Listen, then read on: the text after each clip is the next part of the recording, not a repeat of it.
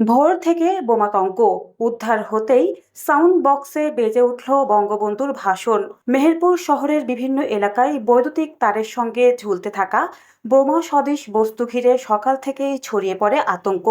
খবর পেয়ে ঘটনাস্থলে ছুটে যায় পুলিশ। তবে উদ্ধার করার পর জানা যায় এসব কোনো বোমা নয়, এগুলো ছিল সাউন্ড বক্স। শনিবার সকাল 9:30টার দিকে মেহেরপুর বিশ্ববিদ্যালয়ের সামনে, শহরের কোর্ট মোড় এবং ডক্টর শহীদ শামসুজ্জোহা পার্কের সামনে থেকে মোট 3টি সাউন্ড বক্স উদ্ধার করা হয়।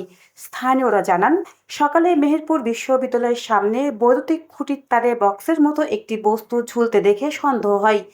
মুহূর্তেই ছড়িয়ে পড়ে বোমাতঙ্ক। খবর পেয়ে ঘটনাস্থলে পৌঁছে মেহেরপুর সদর থানা পুলিশ। পরে স্থানীয়দের সহযোগিতায় বস্তুটি নামিয়ে নিরাপদভাবে পানি ভর্তি একটি বালতিতে রাখা হয়। এরপর ব্যাটারির সংযোগ বিচ্ছিন্ন করে বক্সটি খুলে দেখা হয়। তখনই বেরিয়ে আসে আসল রহস্য। ভেতরে কোনো বিস্ফোরক নেই, এটি একটি সাউন্ড বক্স। এর কিছুক্ষণ পর শহরের কোর্টমোড় ও ডক্টর শহীদ শামসুজ্জোহা পার্কের সামনেও একই ধরনের আরও 2টি বক্স ঝোলানোর খবর পাওয়া যায়।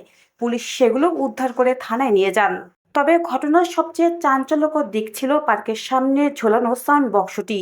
প্রত্যক্ষদর্শীদের দাবি, সকাল 9টার দিকে ওই বক্স থেকে প্রচার করা হচ্ছিল বঙ্গবন্ধু শেখ মুজিবুর রহমানের ভাষণ।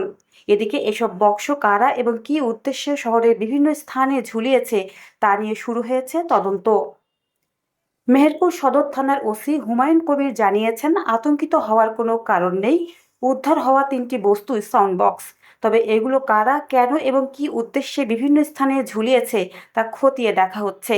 জড়িতদের শনাক্ত করে আইনের আওতায় আনার চেষ্টা চলছে। অর্থাৎ ভোরের বোমাতঙ্ক শেষ পর্যন্ত রূপ নেয় এক অপ্রত্যাশিত ঘটনায়।